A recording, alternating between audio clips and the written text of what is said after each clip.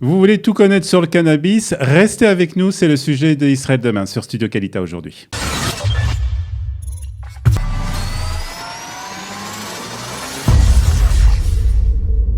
Et pour en parler, nous sommes ce matin avec Michael Aouizerat. Michael, bonjour. Bonjour. Merci d'être avec nous pour parler de ce sujet qui est tellement, on va dire, un peu mystérieux encore, mais tellement important.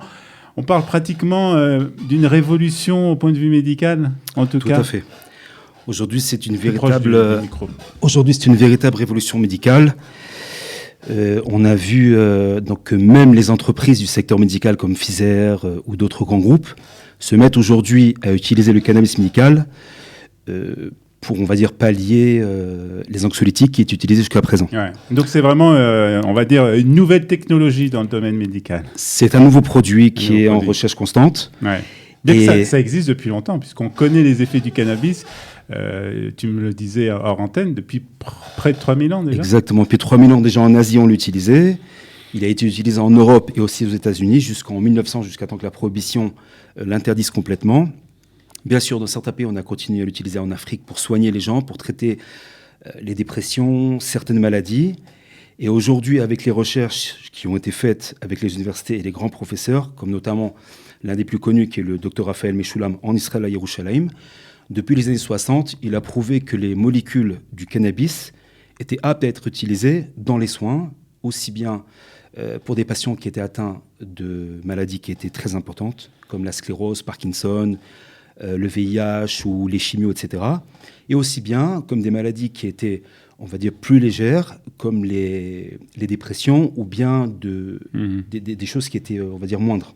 Alors, il faut le signaler, ça ne soigne pas la maladie. Non, ça ne soigne pas pour l'instant. On ne peut pas dire que ça soigne, mais ça permet aux gens qui sont atteints donc, de certaines pathologies d'avoir, on va dire, un rayon de soleil dans leur vie qui leur permet aujourd'hui, pour beaucoup, d'avoir une meilleure qualité de vie. D'avoir une meilleure qualité de vie, d'éviter certains médicaments, parce qu'il ne faut pas l'oublier que les médicaments aujourd'hui qui sont vendus par les groupes industriels ont quand même des revers.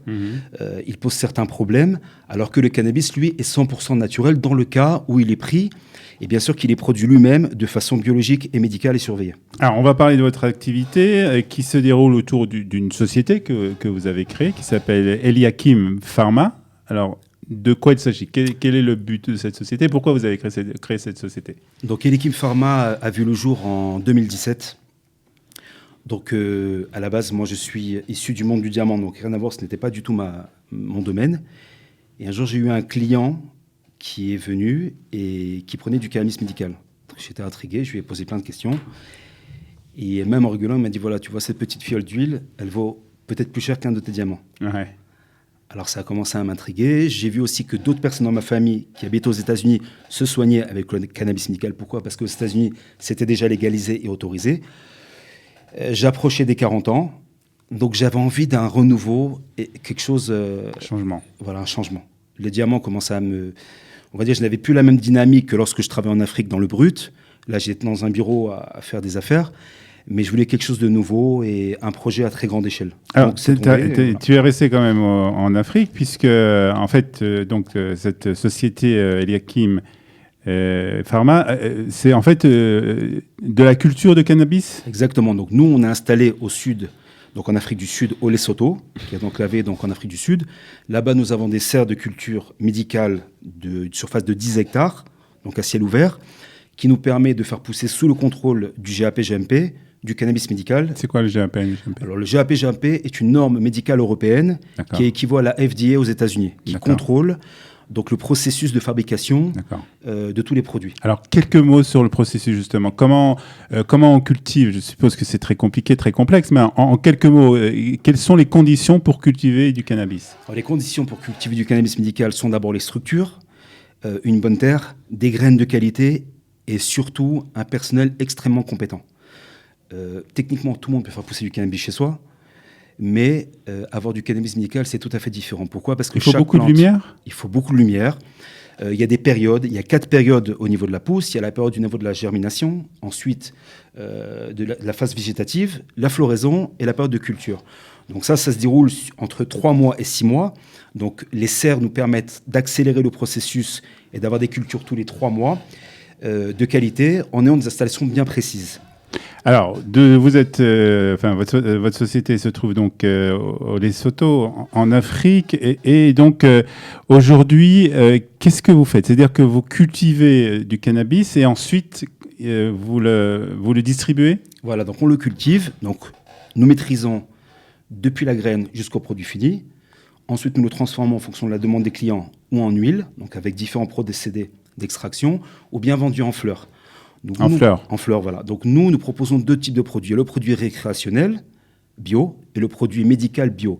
La différence entre les deux est le taux de pourcentage de THC qui est dans la plante. Donc, certains pays autorisent, comme le Canada, un fort taux de THC. En Europe, aujourd'hui, il y a des réglementations qu'on ne peut pas dépasser les 0,2%. Donc, le produit est quand même cultivé et produit pour les pays demandeurs.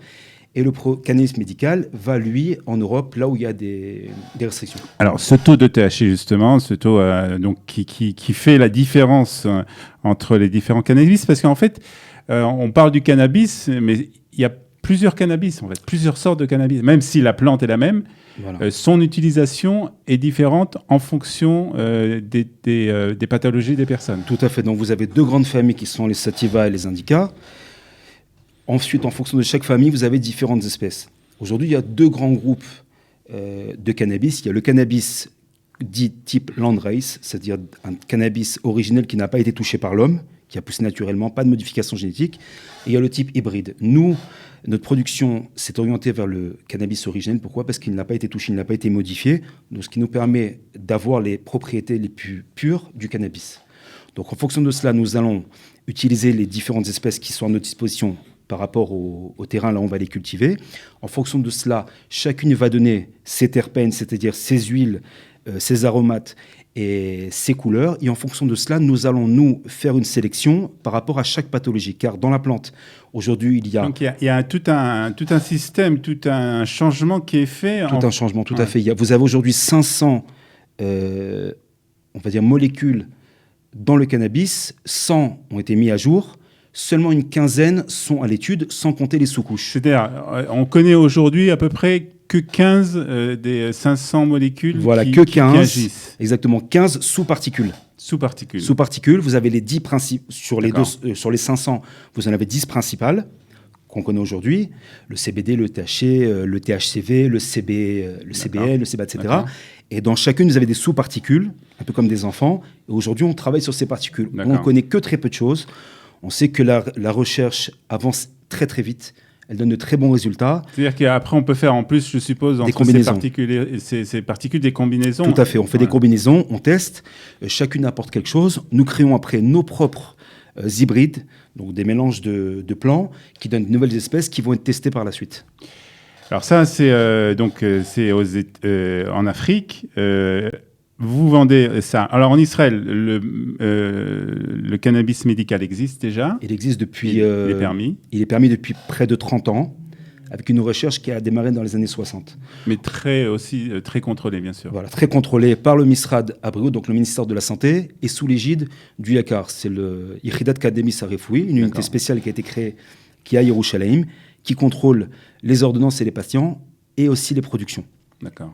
Et les producteurs. D'accord. Donc aujourd'hui, alors on a le droit de prendre, enfin bien sûr, si le médecin vous prescrit donc ce cannabis, c'est possible d'en prendre. Que se passe-t-il dans les pays d'Europe ? Alors en Europe, on a constaté que certains pays commençaient à légaliser le cannabis pour de multiples raisons. Première raison, c'est économique. Le cannabis aujourd'hui, il n'y a pas de secteur où il y a de plus grande expansion. On l'a vu aux États-Unis, on le voit dans d'autres pays. Donc aujourd'hui, l'Europe est très demandeur de cannabis, et notamment par rapport aux études qui sont faites aujourd'hui par les différents réseaux dont on a disposition, c'est-à-dire les douanes, les saisies, l'UNESCO, etc. On voit que la consommation de cannabis illégal en trafic, venant du Maroc essentiellement, est très importante. Aujourd'hui, officiellement, on vous dit qu'il y a 5 millions de consommateurs, mais officieusement, il y en a 15, sans compter les gens qui prennent pour se soigner. C'est-à-dire qu'ils achètent un produit illégal, mais pour se soigner. D'accord. Donc, c'est un marché immense. Et en fait, là aussi, il faut faire attention de bien vérifier ce qu'il y a sur le marché, parce qu'il y a des fois des produits qui sont pas de très bonne qualité. Tout à fait. Aujourd'hui, les produits qui viennent de commerces illicites sont coupés. Et surtout le fait que c'est pas légalisé dans Voilà, tout à fait. Donc la culture n'est pas contrôlée. Même les gens qui achètent leur cannabis, leur hache dans la rue, il faut savoir que le cannabis lui-même ou le hache a été coupé plusieurs fois. Donc en fin de compte, vous ingérez beaucoup de produits chimiques, voire du plastique ou du pneu. Des recherches et des analyses ont été faites par des centres. Donc preuve à l'appui qu'effectivement, il peut contenir du pneu ou des excréments. Donc c'est ça la différence entre un cannabis médical contrôlé et un cannabis qui est acheté dans la rue. D'accord. Alors on voit, c'est vraiment un monde vraiment qui s'ouvre à nous, un monde vraiment très très important. Alors on va parler pour terminer de l'avenir. L'avenir, on comprend, c'est très s'ouvre à nous et c'est très important. En Israël, qu'est-ce qui se passe au niveau de la culture ? Alors, la culture en Israël est donc en avance énormément par rapport aux autres pays, dû aux recherches qui ont commencé il y a déjà près de 40 ans. Israël se développe, pourquoi ? Parce qu'il veut être un pays phare dans le reste du monde par rapport à la culture, à son type de culture et à ses recherches.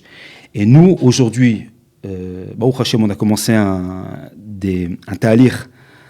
processus depuis 2 ans, pour que nous puissions établir donc l'une des plus grandes structures à ce jour que je puisse savoir en Israël, qui sera l'année prochaine de 100 hectares. Donc à Yerouham.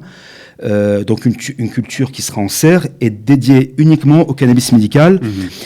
Pourquoi nous avons voulu rentrer en Israël? Pour pouvoir permettre aux gens de se soigner avec le cannabis médical avec des prix qui soient le plus bas possible. Pourquoi? Parce qu'aujourd'hui, il y a une concurrence, il y a 8 grands groupes qui tiennent les rênes. Une fois qu'ils ont autorisé les licences, ça a créé de gros problèmes parce que le business commençait à s'éparpiller. Ils avaient moins de contrôle et de monopole sur le. Ouais. Aujourd'hui, les licences ont permis à d'autres intervenants de s'inscrire sur le plan. Donc aujourd'hui, nous, ce qu'on veut faire, c'est justement contrecarrer un petit peu ce que ces entreprises ont fait aujourd'hui, d'avoir le monopole et de donner un cannabis qui était très cher et qui n'est pas équitable. On peut donner un prix à peu près oui, alors aujourd'hui, vous pouvez avoir quelques grammes, parce qu'en fait, en Israël, tout le monde peut payer le même prix, avec une ordonnance, c'est-à-dire entre 350 et 500 shekels. Par gramme? Par petite enveloppe, donc il y a quelques grammes, mais il ne sera pas, on va dire, distribué équitablement. Certains recevront peut-être 10 grammes, d'autres 3 grammes, par rapport au yakar qui juge en fonction des pathologies à prendre, et aussi bien au niveau de l'huile que de l'herbe. Nous, ce qu'on veut faire... C'est un produit cher encore. C'est un produit cher qui n'est pas cher à la culture techniquement, parce que ça reste quand même quelque chose de naturel. Oui, les investissements sont conséquents. Oui. C'est plusieurs... la recherche, la recherche, etc. C'est des investissements qui sont incommensurables, mais qui nous permettent d'avoir un produit de qualité et au moindre coût, au plus bas coût. Pour vous dire un exemple, qu'au Canada, un gramme de cannabis revient à peu près à $3 la culture. Ouais. Nous, en Israël, on peut l'avoir à 10 centimes.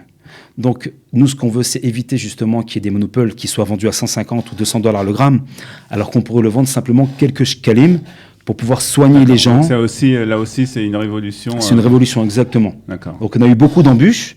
Beaucoup de compagnies se sont mis contre nous. Mais Baruch Hashem, on y est arrivé au bout de 2 ans.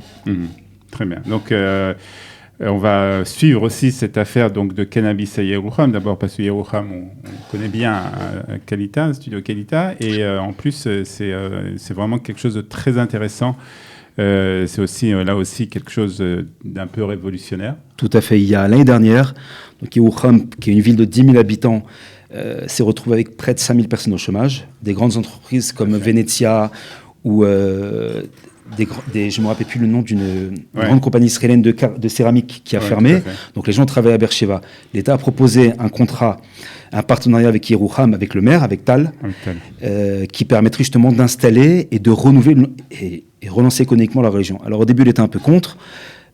Touroun a fini par accepter parce qu'elle a vu les enjeux économiques qu'on ne peut pas se cacher. De sauver aussi un peu. Sauver du travail, sauver la vie, lui donner son indépendance. Donc l'année dernière, il y a eu un Kenes, un congrès. On est parti rencontrer le maire, on a vu les avantages. Donc, ce qui nous a permis d'avoir des contrats, non pas d'exclusivité, mais plus d'avantages avec l'État. Donc aujourd'hui, nous, on est en partenariat avec le Misrad HaKalkala, le Misrad à Karkaot, et aussi la ville de Yerouham, pour construire justement ces 100 hectares, développer un centre de recherche et donner du travail aux gens qui sont dans la ville. À Yerouham. À Yerouham, exactement. D'accord. Donc un développement aussi pour la ville. Voilà. Et puis bien sûr ce cannabis médical qui va faire tant de bien aux personnes qui souffrent. Et vraiment c'est une bonne nouvelle en tout cas. Très bonne nouvelle. Voilà. Merci en tout cas Mickaël de nous en avoir parlé. Puis n'hésitez pas à revenir dès qu'il y a des nouvelles évolutions dans ce sujet. Merci beaucoup Mickaël Aouizerat. Merci de nous avoir suivis sur Studio Kalita dans l'émission Israël Demain. Nous nous retrouvons bien entendu la semaine prochaine pour un nouveau numéro. À bientôt. Bye bye.